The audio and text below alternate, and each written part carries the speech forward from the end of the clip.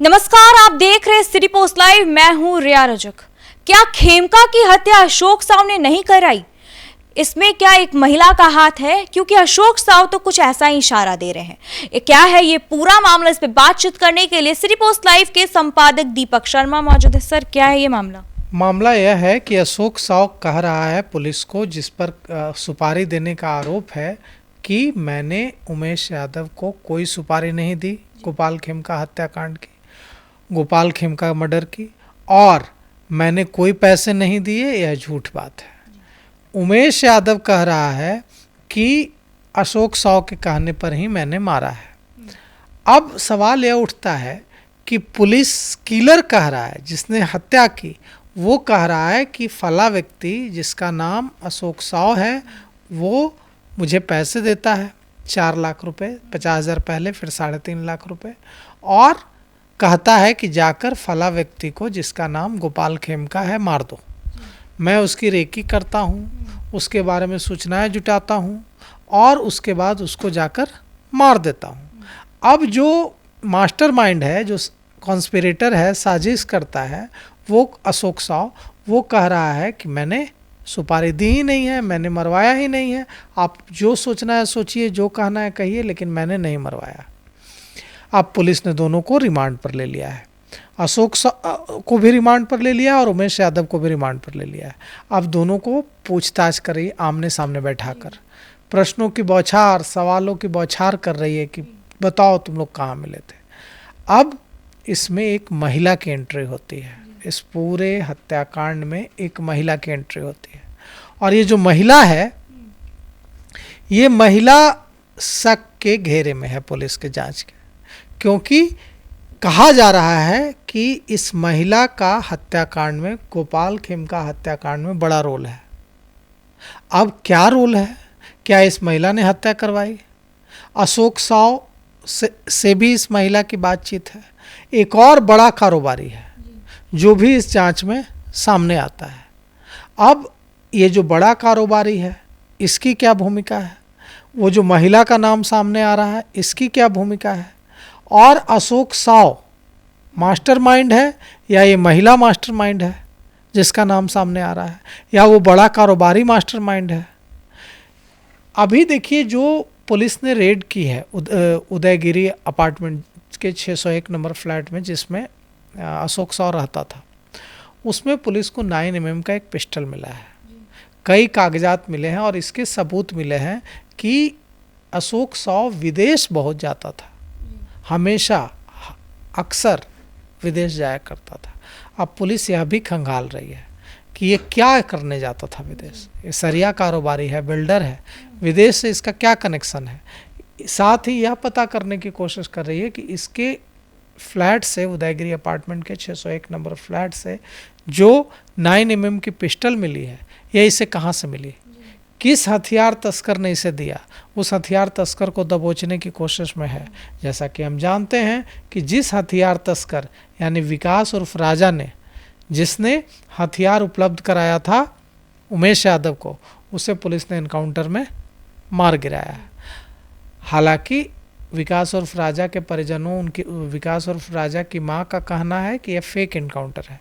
Police उसे उठाकर पूछताछ के लिए ले गई और मारकर गिरा दिया फर्जी फेक एनकाउंटर में।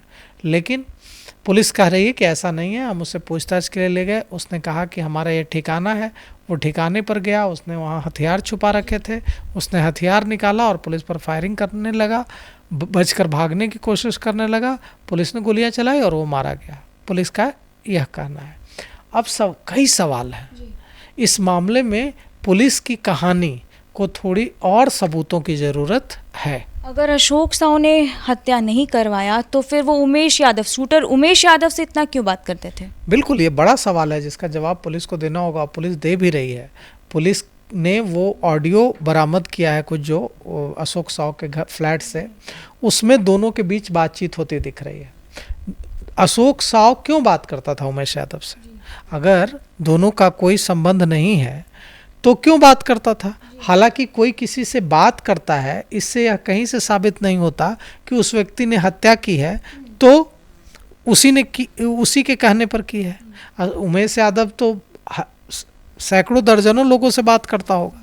अब वो जिससे जिससे बात करता था वो सबका तो हत्याकांड में हाथ नहीं होगा।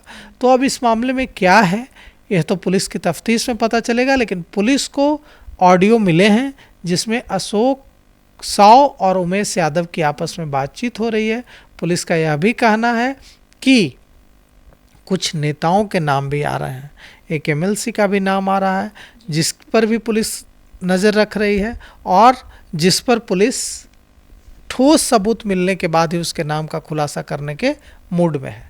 जैसा कि पता चला है कि शूटर का वजन 100 केजी है, उसके पैर में रॉड है।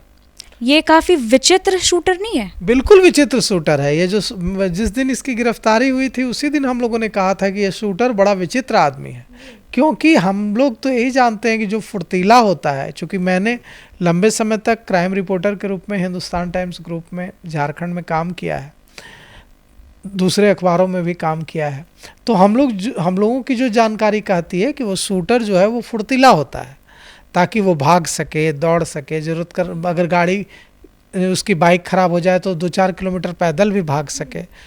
अमूमन शूटर ऐसे होते हैं। लेकिन 100 किलो का शूटर जो सुपारी ले और 100 किलो का शूटर जिसके पैर में रॉड है, यह बात सामने आई है कि ये शूटर उमेश यादव का जो वज़न है 102 किलो है और इसके पैर में रॉड है। अब ऐसा आदमी शूटर कैसे बनने को तैयार हुआ, किन परिस्थितियों में तैयार हुआ? क्या उमेश यादव लाइजनर है, शूटर नहीं है? यह भी तो हो सकता है कि वो हत्या में संलिप्त है लेकिन वो गोली उसने नहीं मारी, क्योंकि यह भी आ रहा है कि जो गोली मारने वाला शूटर है वो इतना मोटा नहीं दिख रहा है। सीसीटीवी में मोटा दिख रहा है लेकिन इतना मोटा नहीं दिख रहा है और फुर्तीला भी दिख रहा है। तो यह भी हो सकता है कि ये जो 3 लोग थे वहाँ पर उसमें से है। मतलब ये कहा जा रहा है ना कि जो अब तक बात सामने आई है कि कटारुआ अपार्टमेंट के बाहर सिर्फ उमेश यादव अकेला नहीं था और 2 लोग थे जिनकी गिरफ्तारी भी होनी बाकी है, ये फरार हैं। हो सकता है कि ये भी वहाँ मौजूद हो लेकिन गोली मारने वाला कोई और हो। कई तरह की बातें होती है, लेकिन 102 किलो का शूटर जिसके पैर में रॉड है, अब इसकी क्या कहानी है? कहा जा रहा है कि वो जनरेटर का कारोबार करता था, वो केबल टीवी का कारोबार करता था और इस दोनों में उसे नुकसान हुआ। उसके पास उसकी माली हालत ठीक नहीं थी, उसके बच्चों की फ़ीस बकाया थी, वो अपने बच्चों की फ़ीस नहीं भर पा रहा था। इस वजह से उसने अपराध की दुनिया में कदम रखा और इस तरह से उसने हत्या कराने की ये पूरी साजिश रची। जब उसे पैसे का ऑफ़र मिला अशोक साव से, और पैसे जब उसे मिल गए तो वो जो 4 लाख रुपए मिले उसे, उसमें से सबसे पहले पैसे मिलने के बाद अपने बच्चों के स्कूल गया और उसने फ़ीस भरी, और वहीं फ़ीस भरकर जब वो लौट रहा था तो सादे लिबास में तैनात पुलिसकर्मियों ने उसे दबोच लिया, उसे गिरफ्तार कर लिया। अब पुलिस को इन सवालों का जवाब देना होगा कि ये शूटर 102 किलो का है, पैर में रॉड लगा है। अमूमन फुर्तीले जो लोग होते हैं वो इस तरह के कामों में इस्तेमाल किए जाते हैं। तो इसमें अभी गोपाल खेमका हत्याकांड में कई तरह के खुलासे होने बाकी हैं। सर, एक और सवाल है आपसे कि ये कार्रवाई सही दिशा में जा रही है या सिर्फ एक दिखावे की कार्रवाई है? क्योंकि एक सवाल इससे खड़ा हो रहा है क्योंकि आज गरीचक पटना में एक मोटर गाड़ी से निकला, शूट कर दिया, एक पैसा देने के मामला से कुछ ऐसा मामला था। तो क्या है ये अपराधी घटना इतना बढ़ते जा रहा है और कार्रवाई कुछ नहीं हो रहा है, क्या मामला है? नहीं, देखिए कार्रवाई हो रही है, लेकिन यह बिल्कुल सही है कि आपराधिक घटनाएं बढ़ी हैं, इससे कोई इनकार नहीं कर। आए दिन हर एक कारोबारी की मौत हो रही है। बिल्कुल। कुछ दिन पहले बालू कारोबारी रमाकांत यादव की हत्या हुई, अब एक वकील को गोली मार दी गई पटना में। अब सवाल ये उठता है कि ये लेकिन गिरफ्तारी भी हो रही है, ऐसा नहीं है कि गिरफ्तारी नहीं हो रही है। तो पुलिस अपना काम कर रही है। अब मान लीजिए कि अभी सड़क पर कोई जा रहा हो, उस व्यक्ति को जाकर मैं गोली मार दूं तो पुलिस मुझे उसके बाद ही पकड़ेगी ना, उस समय तो नहीं पकड़ने आ जाएगी कि हाँ तुम गोली मत मारो। तो सवाल यही है कि कार्रवाई हो रही है, ऐसा नहीं है कि गिरफ्तारी नहीं हो रही है, गिरफ्तारी हो रही है, अपराधी पकड़े भी जा रहे हैं, लेकिन अपराधियों का मनोबल बढ़ा हुआ है। जब अपराधियों का मनोबल बढ़ता है तो गिरफ्तारी से उन्हें डर नहीं लगता। अपराधियों का मनोबल कैसे नीचे हो, अपराधियों का मनोबल कैसे टूटे। अपराधियों में खौफ नहीं है, वे अपराध कर रहे हैं, पुलिस उन्हें गिरफ्तार भी कर रही है, वे जेल भी जा रहे हैं, लेकिन अपराधियों का मनोबल नहीं टूट रहा है। और यही देखना होगा पुलिस को कि अपराधियों का मनोबल कैसे टूटे। गिरफ्तारी से मनोबल नहीं टूट रहा है, लेकिन मनोबल तोड़ने का काम लगता है पुलिस ने शुरू कर दिया है। क्योंकि आज खबर है कि पटना में इनकाउंटर हुआ है, एक जो अपराधी है उसको पुलिस ने गोली मारी है और उसका इलाज चल रहा है, उसे अस्पताल में भर्ती कराया गया है। इससे खौफ होगा, जब एनकाउंटर होगा तो खौफ अपराधियों में होगा। जेल जाने से अपराधी को डर नहीं लगता है, जेल तो उनका आना जाना लगा रहता है, गिरफ्तार हुए जेल गए फिर छूट जाएंगे, फिर अपराध करेंगे, फिर जेल जाएंगे। तो एनकाउंटर से डर लगता है, पुलिस की पिटाई से डर लगता है, 3rd डिग्री से डर लगता है, और आजकल सबसे ज़्यादा डर बुलडोजर से लगता है।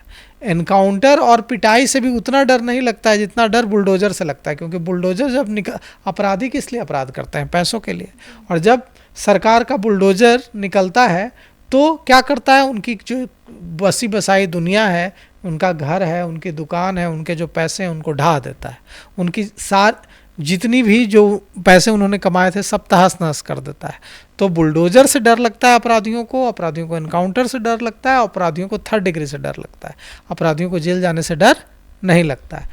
तो अगर ये तीनों चीज़ें काम करने लगेंगी तब खौफ अपराधियों में बनेगा। तो जैसा कि आप सुन रहे थे कि गोपाल खेमका हत्या में एक महिला का हाथ है। अब पुलिस इस मुद्दे को खंगालने की कोशिश कर रही है कि आखिर वो महिला कौन है। आपकी क्या राय है, हमें कमेंट बॉक्स में जरूर बताइएगा। देखते रहिए सिटी पोस्ट लाइव, तब तक के लिए धन्यवाद।